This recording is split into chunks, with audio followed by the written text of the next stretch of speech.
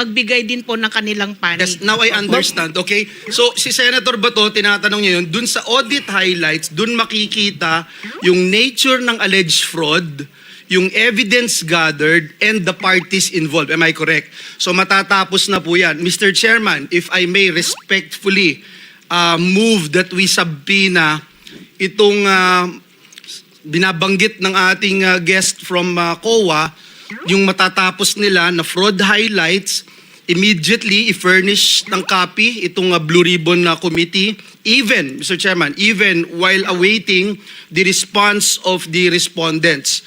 And also, once they responded, Mr. Chairman, we'd also like to subpoena the copies of the responses of the respondents as soon as they are submitted to COA. I so move, Mr. Chair. Mr. Chair, Mr. Chair, excuse me, Mr. Chair, because the last time I was here, I was only allowed 2 questions by you, and yet mga kasamahan ko rito,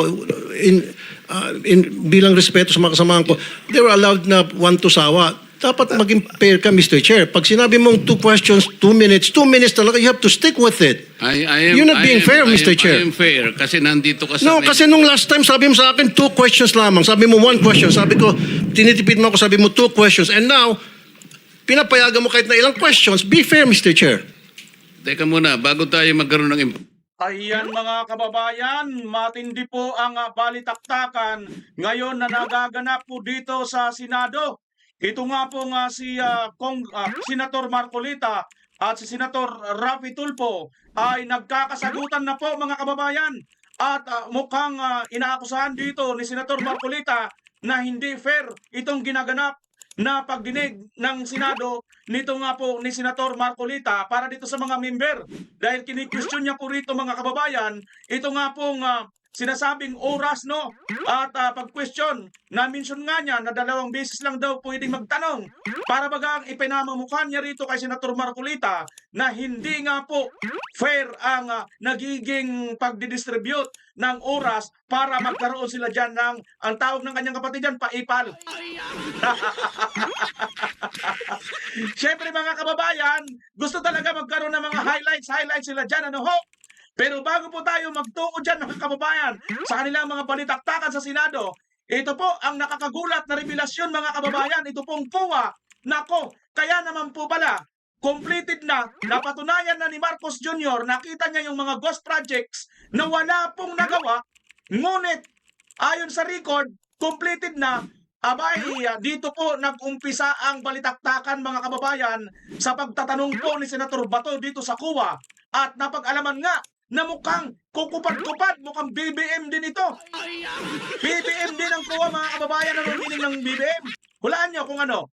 Comment nyo saglili. 1, 2, 3, 4, 5, 6, 7, 8, 9, 10 seconds. Ang tamang sagot, BBM, bagal-bagal mo. Ganon din pala. BBM din pala itong COA mga kababayan, ayaw ka agad magkaso.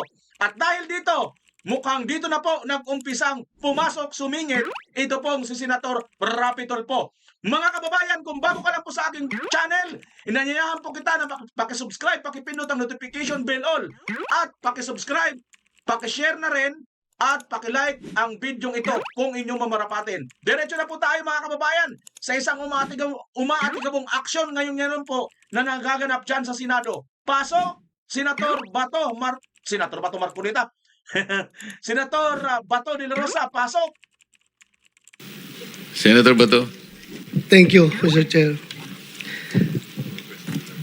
Mr. Chair, may I request the presence of MG Samidan Construction. Dito ba? I was informed I'm here, Your Honor. she's around. I- MG Samidan. Ay, yes, ma'am. I'm here for Your Honor. Since your registration as a corporation with SAC in 2019, your paid up capital up to now remains 250,000. Yet, based on news reports, you bag a total of 5.022 billion pesos worth of flood control projects. Paano niyo po ito nagawa? Sa loob lamang ng 5 taon, mula sa 250,000 pesos, ngayon bilyon-bilyon na po ang inyong naging proyekto sa flood control. Your Can you Honor. explain to this committee? Yes. Yes, Your Honor, if I may. Yes. We are a sole proprietor company. We are already 34 years in the business po sa construction. In 1991, it was started by my husband as a authorized managing officer. Tapos nang namatay po siya noong 2007, I have to register again. But yung trade name po namin, yung trade name po ng asawa ko, yun pong ginamit namin. And this is a sole proprietorship company po, sir. In 2019, though, I've registered this company, but it's MG Samidan Construction and Development Corporation with the purpose sana of incorporating po, may magpa-transition sana sa corporation yung sole proprietorship. But nung nangyari na po yung COVID, hindi na po natuloy. So we have been using this sole proprietorship company until today, sir, Your Honor. Yes, ma'am. Thank you for that. Dito muna tayo mag-focus sa 5.02 billion from 2022 to 2025. Saan po itong mga flood control projects na ito makikita? Mostly sa car po, Your Honor. Lahat ito, Cordillera region? With yung may nearby provinces lang po sa may La Union at Pangasinan. Pero mostly po sa car region po. Direktahin na kita, ma'am. Itong flood control projects niyo na ito na 5.02 billion pesos. Meron bang ghost project nito? Wala po, Your Honor. So kung isa-isahin natin yan, puntahan natin from lahat ng ginawa nyo from 2022 up to 2025, wala talaga tayong ma-identify na ghost project.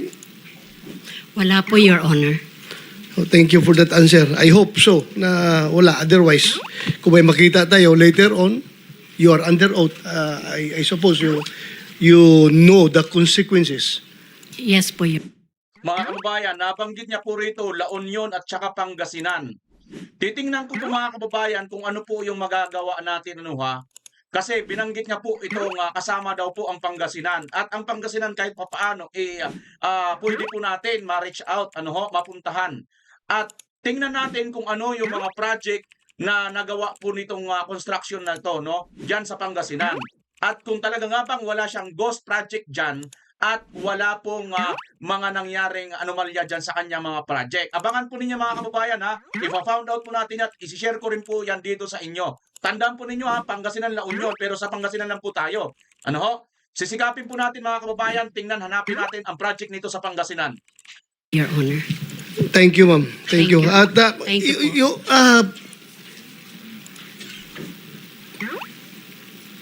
gaan yung pick up. Ay, may na sinasabi ko po sa inyo mga kababayan personally, maaari po natin puntahan at isa-isahin po natin ang mga nagawang project nito sa Pangasinan.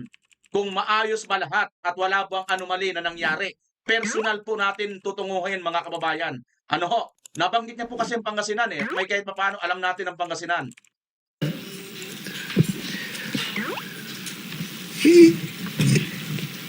Yung accreditation ninyo na ganito, nag-start lang sila sa 250,000 pesos. Hindi kayo nagulat na within a span of 2019, tapos pagdating ng 2022, 3 years. 2019 to 2022, 3 years. Biglang nakakuha sila ng billion na projects. Hindi ba kayo nagtataka nito? Your Honor, PICAP doesn't have an idea regarding the projects that a certain company secures. Like I said, we are not... Di ba kayo ang mag-accredit ng yung 1 star, 2 star, 3 3-star, 4-star, gano'n ba yun? Yes, sir. We do the accreditation in terms of category and ARCC, but it is the basis for the implementing agency to qualify that particular contractor on the basis of the categorization and the ARCC. Categorization from E to quadruple A is a measure of the capacity of a contracting company. But like medium A, small a, large B is a measure of the capability of the company. So that means that even if you are a quadruple A company, if your ARCC is small a, then you cannot do billions and billions of projects. And for example, medium A is only until 150 M. So that is on a per contract basis, Your Honor. So every time they bid, they're only allowed to bid for a project until 150 M. Grabe ano mga kababayan, kita nyo na yan ha, 250 million lang ang puhunan po nito. Pero bilyon-bilyon na po, ay 250,000 lang pala.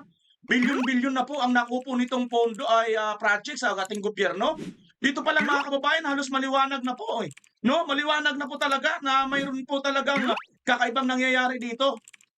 Chairman, I think the Yes. question of Senator Bato, with a company having a 250,000 paid up capital, that very minuscule amount paid up capital doesn't come into the picture in issuing a categorization for her license. Wala Yeah. bang bearing yun? Yun ang tanong niya. Your Honor, the basis of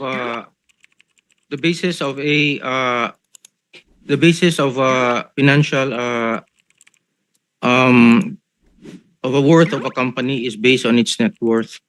Yeah, its net worth in 2019 was 39,484,000. Yeah. Now, the 250,000 pertains to their corporation, but until now, they don't have a license for their corporation. What do you mean? What corporation? Itong Samidan, Your Honor. Samidan? Yeah. Walang lisensya ito? No, they have sole proprietorship, Your Honor. They do not have a license for their corporation. Is Hala. that correct, ma'am? Okay. So you are saying that even a sole proprietorship can be given license by the PICAB, Yes, Your Honor. There is no prohibition. notwithstanding the fact that he or the company has only 250,000 paid up capital, according to Senator Bato. First of all, what is the category of your license? If I may explain it po. Hindi, anong category niyo ba? General Engineering A. But we are not using the corporation po. We are using the sole proprietorship. The corporation. Yeah, I think that's very clear already. Wala pa kayong lisensya eh. So ang ginagamit nyo is sole proprietorship. Ang tinatanong namin, ano pong category ng inyong lisensya? It's registered at PICAP as General Engineering A po. A. A po, yes po, Your Honor. So pagka A po kayo, ang allowable range of contract is only 300 million. Tama? Sir, nakakabid po kami according to experience and according po sa sinabi. Doesn't matter kasi merong merong range eh. Yes po. Kapag ka quadruple A ka or triple A up to large B, merong yan eh. That will be 450 billion. Ngayon ang tinatanong kasi Senator Bato, sa nakikita ko, nakakakuha ka ba more than or up to 300 million? Ay, hindi po, Your Honor. Hindi, kasi lalabas ito. Yes, as You are under oath kapag napatunayan na with your category A, nakakuha ka ng more than 300 million, then you will be charged as lying. Baka makontempt ka. So, nakakasiguro ka na hindi ka nakakuha ng 300 million? isang single project po yun, Your Honor. Di ba yan ang usapan, Mr. Chair? Yes, sir. For a category A contractor with an equivalent size range So, of medium B, they can ang bid up sinasabi to niya, hindi siya 310. nakakakuha ng more than 300 million. Tama? Na single project po, Your Honor. Senator, Yeah, ma'am. Just be sure, ma'am, kasi within a span of 3 years, 5.022 billion. Pag didetalyahin natin yan, baka mamaya may lalabas dyan na more than 300. Yung mga magagaling dito sa pagkwenta ng tax, mga kababayan, sige nga, 5 billion. I-divide nyo nga sa 3 years. I-divide nyo kung ilan ang kanyang kontratang nakuha. Kung hindi ba ito pumasok above 300 million bawat isang kontrata na nakuha niya. Kasi ang pinapakita dito, ang kanya lang capacity ay hanggang, ang bracket lang niya ay hanggang 150 million lang. Ngunit sa lumalabas ngayon, sa billion-billion, 5 billion nga po itong pera or itong project na nakuha niya, baka hindi ito pumasok doon sa bracket niya kung saan nakapaloob lang siya sa halagang 150 million lamang. Pag above ito sa 150 million at pumasok ito sa 300 million, liable na po ito, mga kababayan, nagsisinungaling na po ito. Kaya sa mga magagaling po mag-math dyan, pakikwenta nyo na po, i-divide nyo na po ito kung gaano po kalaki ang nakukuha niyang project sa loob ng 3 taon sa halagang 5 billion. I'm just cautioning you. kasi pag ang ginawa mo, bin-recap mo, ito yung splitting of contract. Halimbawa, 500 million. Ang ginawa mo in cahoots with the DPWH district engineer, 100, 100, 100, o in-split mo yung contract. Then you were able to circumvent the law. Nako. So you have to be very careful. Baka sinasabi mo per contract. Oo nga, pero in-split ninyo because malalaman po namin yun eh. In the end, you will be confronted with the reality na nagsinungaling po kayo dito. Kaya sinasabi namin kanina pa, yung totohanan lang. So, wala kayong in-split na contract? Wala po, Your Honor. O sige, tingnan natin. Senator, Yeah, Mr. Chair, according to records, ma'am, you have 58 flood control projects Kaya na. totaling to 5.022 billion. So, 5.022 billion, mga kababayan. Paki-divide nyo na po yan. 5.022 billion. Ito po ang total. At 58 project po, mga kababayan. I-divide nyo na po yan. 58 lang po ang nakuha nito. Sa halagang yan. Papasok ba sa 150 per project? siguruhin po ninyo na out of the 58, walang lampas sa 300 doon. Otherwise, 58 flood control projects.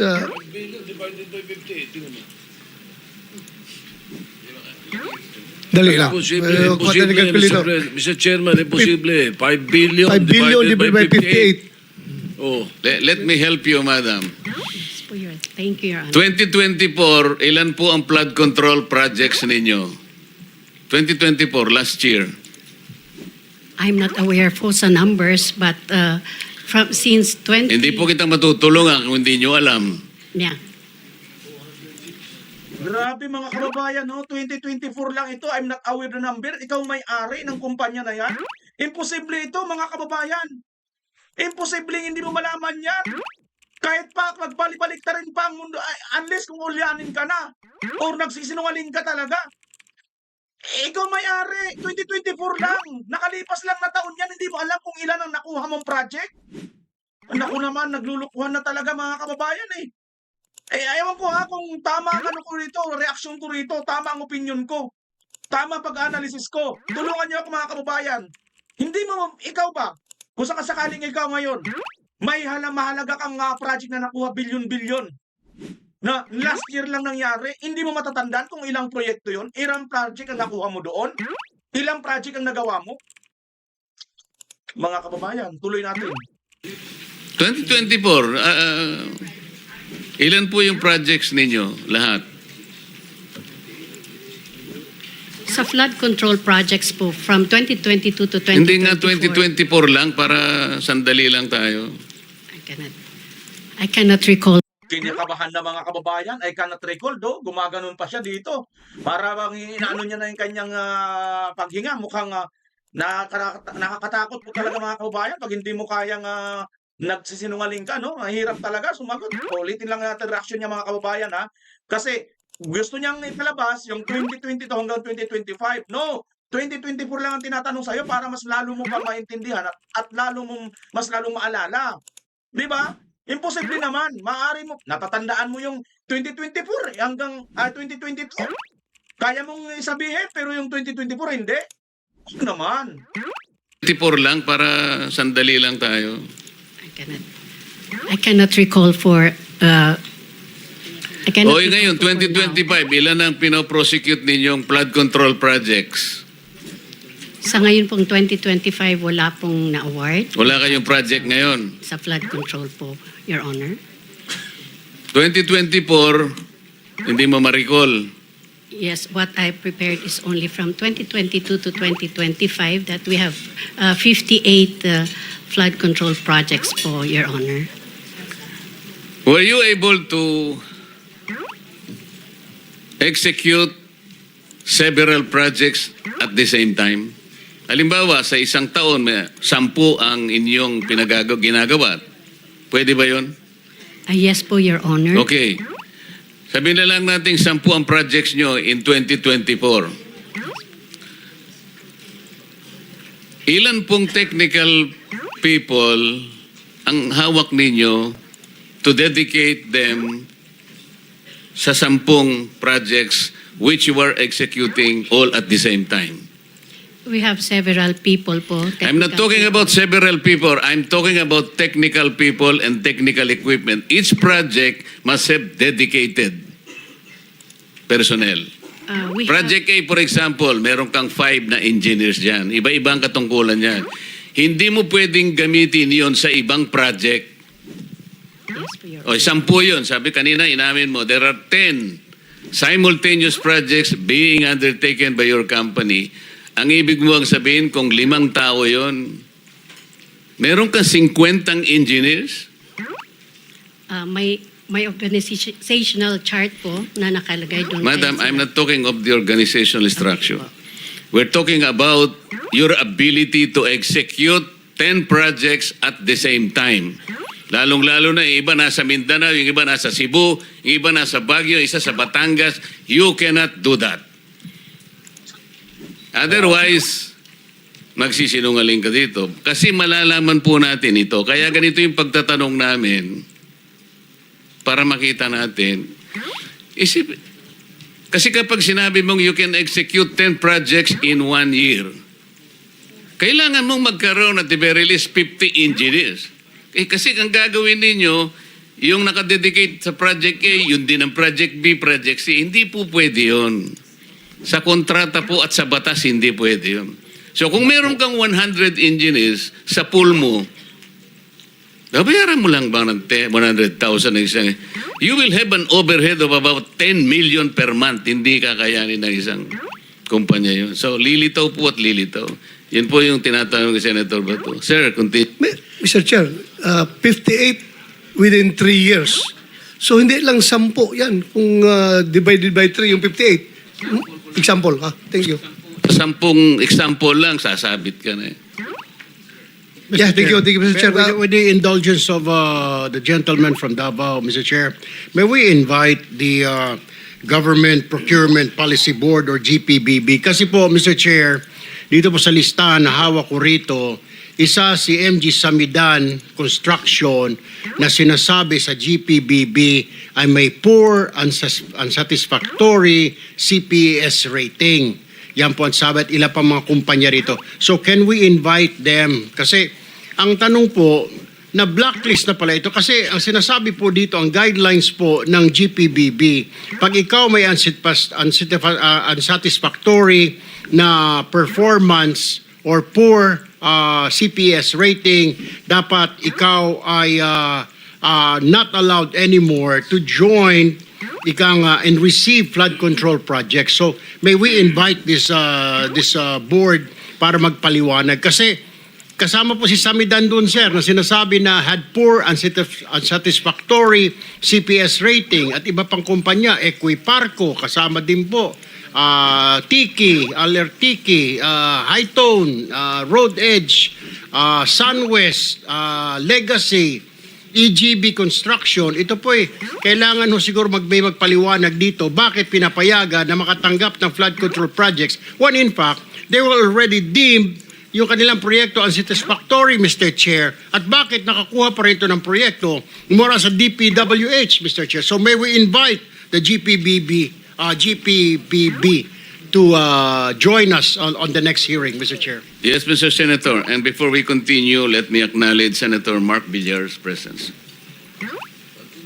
So, continue, Senator Bato. Yes, You have last still, question, Mr. Chair. Last question. You still have 1 minute. Yeah.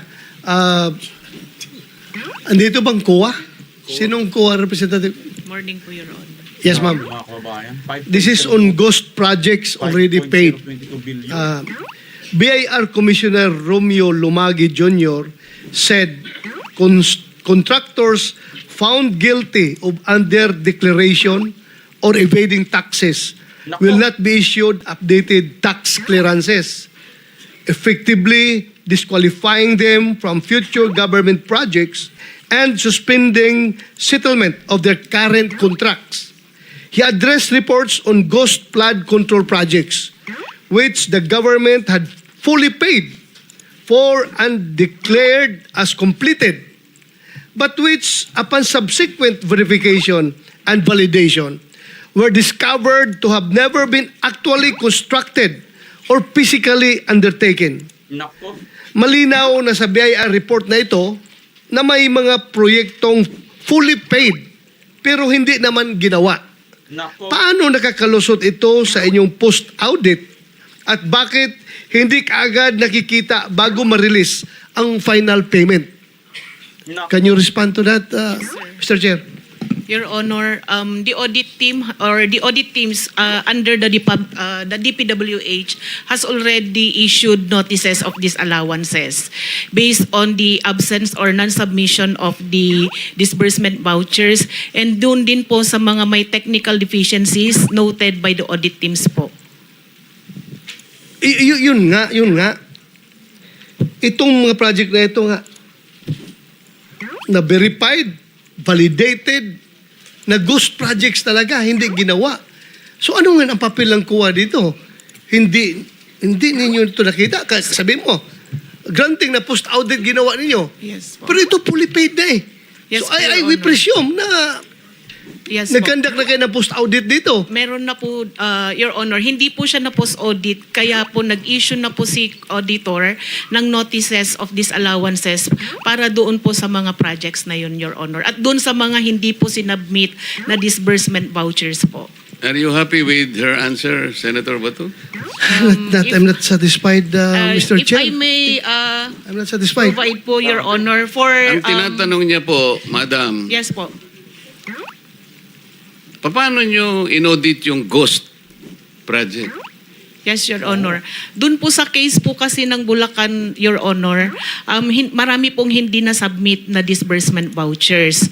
So, hindi naman, kahit several... Ang ibig nyo sabihin, nagdidepende lang kayo sa mga papeles, sa dokumento? hindi po, Your Honor. Kaya nga po, dahil hindi po sila nakapag-submit, nag-issue na po ang audit teams ng notices of disallowance. Hindi Kayo, po. mahirap, Mr. Chair, mahirap na puro lang tayo notice of disallowance na klarong-klaro na ito na ghost project. Yes, Your Honor. Yung hindi po kasi pag-submit ng account, sir, or yung disbursement vouchers, pwede pong kasuhan din yung mga persons liable na hindi nag-submit doon sa... Hindi, huwag mo na akong huwag mo akong dalhin doon sa mga papel yan, mga disbursement na yan. Kuha. Kung mag-post-audit kayo, di ba pupunta kayo sa area, tingnan nyo kung saan ang project. Yes po. O ngayon, hindi nyo nakita. Ano, hanggang kuan lang kayo? Hanggang disallowance lang kayo? O hindi nyo nakita. O ano ngayon? So, hindi ba papilin nyo yan as commission on audit na mag-file lang kaso? Yes po, Your Honor. Yun po yung susunod na hakbang Ay, susunod. po ng Kailan pa COA. susunod? Kasi naubos na ang pera ng gobyerno ito. Nabayaran na lahat itong project na ito na hindi nagawa. Tapos ngayon susunod pa. I am so, alam mo, yung mga tao na nanonood sa atin, sabihin nila, kaya pala naglipa na yung ghost projects dahil yung kuha, kabagal kumilos. Hindi po, Your Hindi. Honor. Gusto ko lang pong iklaro na yun pong sinasabi nating Ghost Project na isa po sa mga nabisita ay 2025 transactions po siya. At declared po siya na completed as of July 2025. Yun pong disbursement vouchers po niya ay hindi pa po due for submission noong August po na unang hearing natin. Kailan ninyo mapapailan na kaso ito? Because the people are impatient. The people are impatient with all this corruption na Yes, nangyari. Your Honor. Kailan niyo ipapile? Can you give us a Ganito po siya, definite Your Honor. answer? Opo. Ganito po siya. Di ba po kasama po siya doon sa ating special audit. Sa ngayon po, fina-finalize po yung audit highlights natin sa special audit. Doon po sa audit highlights, alam mo yung Yes, Your Honor. mga tao Opo. nakikinig sa atin Yes ngayon, po. hindi pasok sa utak nila yung special, regular audit or what. Yes po. Ang tanong ko sa iyo, kailan niyo tumapailan ng kaso? The soonest possible time po, Your Honor. What is the soonest time? Dahil i-issue po ngayon yung ating Kaya what is the soonest time? Estimate. this month po, Your Honor. This month. Opo. Mapailan niyo ito ng kaso. Opo. Ngayon, sino ang pwede niyong papailan ng kaso? Sir, based po doon sa audit, sir, yung mga yung mga persons liable po, pwede pong management officials ng DPWH at ganun din po yung mga contractors po. Mr. Chair, so this month, Interjection, Mr. Chair. If I may. Excuse me. Akala ko Naku, mga kababayan, ito na, interjection kasi ito si, itong si, pangalan nito, salamat kayo Mr. Chair Tinawang ganda na sana ng ng usapan mga kababayan, naputol pa Tinan, dito na tuloy pumasok si Tulpi Tulpo mga kababayan at parang nagsisilos na sa hatian ng oras kung paano sila makakapag-highlights makakapagpaipal sabi ng kanyang kapatid. Tuloy po muna natin mga kababayan ang video na ito. Panoorin po ninyo kung saan po nag-umpisa ang mukhang mainitang na po rito, balitaktakan sa Senado. this month, Interjection, Mr. Chair. If I may. excuse me. Akala ko ba meron time limit dito kasi marami pang mga nakapila 1, 2, 3, 4, 5 and then by 2 o'clock na tayo adjourn. So As a matter of paano fact, your pa 5 natin minutes, sir, is finished already. So, okay. thank you. But Thank you, may Mr. Chair. I interject with the indulgence of Senator Bato, Mr. Chairman? If I may, in the same topic, Mr. Chairman, with regard to COA reports, Mr. Chairman, if I may, just a few queries, Mr. Chair. Where is Yeah. na? Kasi Yes, nakalinya Mr. yung Chairman, mga- because I heard, because I'm sure a lot of our people are listening and watching. Very interesting yung ni-raise ni Senator Bato. Ma'am, from COA, what's the difference between fraud audit and yung audit highlights? Tama kayo mga kababayan, Ako para sa akin, ito in due respect dito kay Senator Raffy Tulfo, ang sinasabi rito ni Senator Joel Villanueva ay very important po ang ni-raise na issue ni Senator Bato de la Rosa. At ito, tumutugma po ito sa mga gusto ng taong bayan kasi nababagalan po tayo rito Ganito po ninyo. Kabilis binakbakan si Vice President Inday Sara Duterte noon dito nga sa Congress, sa pagdinig dyan sa Congress. At kuha rin po yung nasasangag doon, mga kababayan. At hindi ka naman bida-bida Tulfo. Ang sinasabi ko lang dito, in due respect sa iyo, dapat, kung nakikita mo naman, tama nga, may rules kayong sinusunod dyan sa mga oras na ganito, oras na ganito, kailangan matapos. Pero, kailangan din nyo tingnan ang sitwasyon.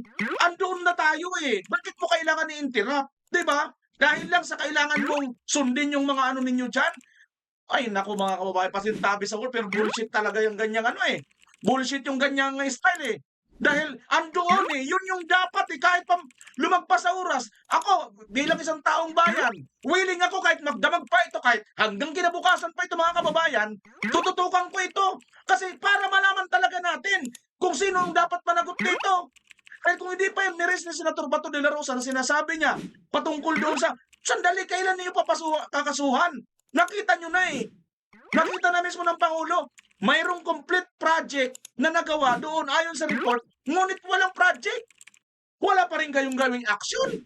Pag yan, matik na yan, hindi na kailangan na marami pang mga cheche, bureche. May ebidensya na ayan o, pinicturan na. Mismo ang Pangulo ang nakarating doon. Kasi ngayon, dahil lang sa kapritsyo mo na kailangan ng oras, masunod, may interrupt mo yung tao at mababawasan tuloy. Yung momentum nandoon na eh. Ano bang, bakit ba kayo nandito? Tanong ko lang sa inyo mga senador, bakit ba kayo nandito? Di ba para alamin ang katotohanan? Ngayon, kung gusto na nating malaman, tayo patuloy ang para bang ang lumalabas, para bang ini-interrupt natin para malaman ng taong bayan. Mga kababayan, hindi po ako nagagalit dito kay Senator Rapi Tulfo o kahit sino mga senador dito. Ang sa akin lang, tingnan po natin ang ating objective. Para hindi po tayo mapagkamalan ng ibang mga nagsasabi dyan na paipa lang tayo rito. Kung nakikita natin na momentum, kasi Udang hindi na ako nakapagtanong, ibigay ko na sa kanya kasi natutumbok niya eh. Di ba tama, ganun mga kababayan? Comment nyo kung agree kayo sa aking opinion at reaction tungkol dito mga kababayan. Kung hindi naman kayo agree, comment nyo rin kung bakit hindi kayo agree. At binabanggit nyo, raise ni Senator Bato. Ma'am, from COA, what's the difference? Ayan, tingnan nyo, umagri nga si Senator Joel Villanueva mga kababayan eh. Oh, kasi ano bang mahalaga? Yung oras ninyo dyan ng hati-hatian ng pagtatanong o yung malaman talaga natin kung sino talaga ang dapat managot dito? Pili kayo mga kababayan. Ha? O sige. I heard, because I'm sure a lot of our people are listening and watching. Very interesting yung ni-raise ni Senator Bato. Okay. Ma'am, from COA, what's the difference between fraud audit and yung audit highlights? At binabanggit nyo, matatapos na po ito. Is that correct? Because that's the reason why the chairperson of COA is not here today, because he's finalizing it today. Am I correct, ma'am? Your Honor, opo. Yung fraud audit po, ang result po ng kanyang, or report po na lalabas, ay yung pong audit highlights po natin. The audit highlights would contain the significant or yung key takeaways po doon sa ating fraud audit, wherein the nature of the alleged fraud and the persons liable, at saka yung mga gathered po na evidence, ang lalamanin po ng ating highlights. Kailangan po ng due process, sir, kailangan po munang ipareceive doon sa mga persons liable para po mag-comment po sila at magbigay din po ng kanilang panig. Yes, now I understand. Okay? So, si Senator Bato, tinatanong niya yun, dun sa audit highlights, dun makikita yung nature ng alleged fraud, yung evidence gathered, and the parties involved. Am I correct? So, matatapos na po yan. Mr. Chairman, if I may respectfully move that we subpoena itong binabanggit ng ating guest from COA, yung matatapos nila na fraud highlights, immediately i-furnish ng copy itong Blue Ribbon committee, even, Mr. Chairman, even while awaiting the response of the respondents. And also, once they responded, Mr. Chairman, we'd also like to subpoena the copies of the responses of the respondents as soon as they are submitted to COA. I so move, Mr. Chair. Mr. Chair, Mr. Chair, excuse me. Mr. Chair, because the last time I was here, I was only allowed 2 questions by you. And yet, mga kasamahan ko rito, bilang respeto sa mga kasamahan ko, they were allowed na 1 to sawa. Dapat maging fair ka, Mr. Chair. Pag sinabi mong 2 questions, 2 minutes talaga, you have to stick with it. You're not being fair, Mr. Chair. I am fair kasi nandito ka sa... No, kasi nung last time, sabi mo sa akin, 2 questions lamang. Sabi mo 1 question. Sabi ko, tinitipid mo ako, sabi mo 2 questions. And now, pinapayagan mo kahit na ilang questions. Be fair, Mr. Chair. Teka muna, bago tayo magkaroon ng impression na walang fair dito. Noon, sinabi ko na in the earliest statement na nag-uumpisa tayo noon at kinakailangan nating mabakate ang plenary at exactly 2:15, kaya tayo nagmadali. Kaya naman sabi ko sa inyo, pasensya na muna. Ngayon, sa dami ng gustong magtanong, kaya binigyan natin ng tigpa 5 minutes ngayon. Kaya lang, I am following a schedule here. Ito pa yung nandito kung wala na si Senator Marcos, tapos ka na. Mr. Chair. Mr. Chairman, Chair, I akala made ko the po ako yung motion, sunod Mr. kay Chairman. Senator I have De La a pending motion, Mr. Chair. I second the motion. and Hindi, duly kasi seconded, Mr. tapusin Chair. muna natin yung bitin na ano, kasi hindi tayo, na para tayo nagpapatintero, Madam Kowa eh. Ang tinatanong napakasimple lang, paano nyong inaudit yung ghost? Bago po bayaran ng COA yan, pipirma ang resident auditor. Pati yung area auditor ninyo, meron kayong area director eh. Ibig nyo sabihin na bayaran ito nung walang pumirma na auditor? Your Honor, ganito po yung procedure natin. Wala na po tayong pre-audit, kaya po ang nagbabayad ay ang pumipirma na lang po. Wala sa akong disbursement pakialam sa amount. pre-audit. I'm not asking you about the pre-audit. Meron kayong post-audit eh. Yes, Your Ito Honor. nangyari, ghost project eh. Opo. Tapos na tapos pero walang nangyari. Ang tinatanong namin sa'yo, sino ang pumirma? Bago mapirmahan yun, merong certificate of acceptance, merong certificate of completion, pipirma ang resident auditor. Hindi po pipirma ang resident. Anong gagawin ng auditor, Your COA? Honor. Post-audit nga lang po. Kaya po... Ano nga yung post-audit? In your charter, Opo. magkaintindihan tayo. Ito yung inyong charter, sample of services listed in COA Citizens Charter. Financial audit, performance audit, compliance audit, fraud audit, special audit, notice of disallowance, notice of charge, notice of suspension. Among these, alin ang akma doon sa performance ng contract? Opo. Nasaan kayo? Papasok po siya sa compliance, sir. Sus Mariosep, Opo. wala nga ang compliance eh. Ganito po, Your Honor, marami pong observation ng mga auditors natin pagdating po sa compliance nila sa procurement. Sinong mag-a-avail ng compliance? Sino yung auditee? DPWH po sa case po natin ngayon, Your Honor. So anong nangyari? Marami pong observation ng mga auditors natin, sir, pagdating po sa compliance nila ng 9184. Kapag ba ang chairman mismo pumunta rito, he can present better questions than you, answers than you? Pareho lang din po yung isasagot, Your Honor. Kasi ganun Pareho po ang yung proseso isasagot? natin. Opo. O, sandali lang. Let us follow the... Mr. Chair, Mr. Chairman, Mr. Chair. I'm now being tempted to raise a point of order, Mr. Chairman. I made a motion duly seconded, Mr. Chairman, kasi nga kung... to subpoena, Mr. Chairman, today, Mr. Chairman. I'm asking it today because they said they if that fix will it help us, today. okay. Any second? Yeah, it was already seconded, Mr. Oh, there's a motion and there's second. The motion is approved. Then let's Thank you, continue Mr. with the questioning. Mr. Chair, sir, kasi yung 5 minutes ko, maraming sumingit. Last na lang, isa lang. Hindi kasi maigsi. hindi na makakaano itong mga kasama natin. With the permission of Baka mamaya Senator sabihin Tolpo. na naman, unfair Senator tayo. Tolpo, maigsi lang. Maigsi lang. Ha? Di ba, Mr. Chair? Kasi ako sabi ng, susunod? Mr. Chair, sabi ng COA, Teka muna, with the permission of Senator Tulfo. okay lang? Clarification, Mr. Chair. Akala ko po ako yung Oo nga, kasunod kayo na po ang ni susunod. Senator Kaya De La lang, ang Rosa. daming ayaw pang bumitaw. Wala Hindi, tayong hindi. mga- Hindi ho, Marami naghihintay kayo naman po last ako. na to, last. Tinatanong ko lang po yung last. sequence. And then Salamat, last, Mr. and then Chair. Senator Risa. Salamat, Mr. Chair. Pagkatapos wala na si Senator Amy, Senator Rapi. Yeah. Sandali lang, ikaw na muna.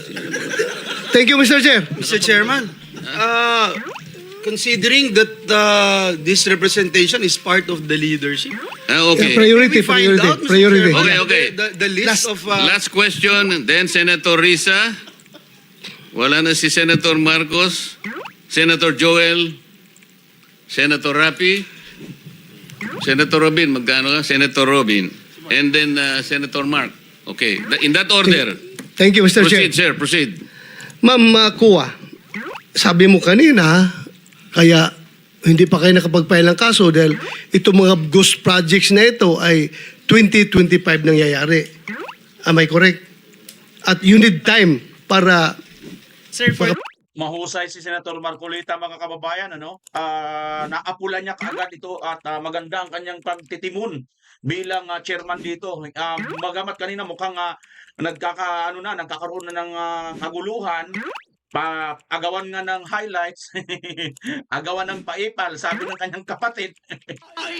Kapatid niya may sabi nun, hindi po tayo kasi ako, interesado ako dito. Ang gusto kong interest dito ay malaman natin kasi sino dyan ang mag-grandstanding, sino dyan ang mahabang magsalita.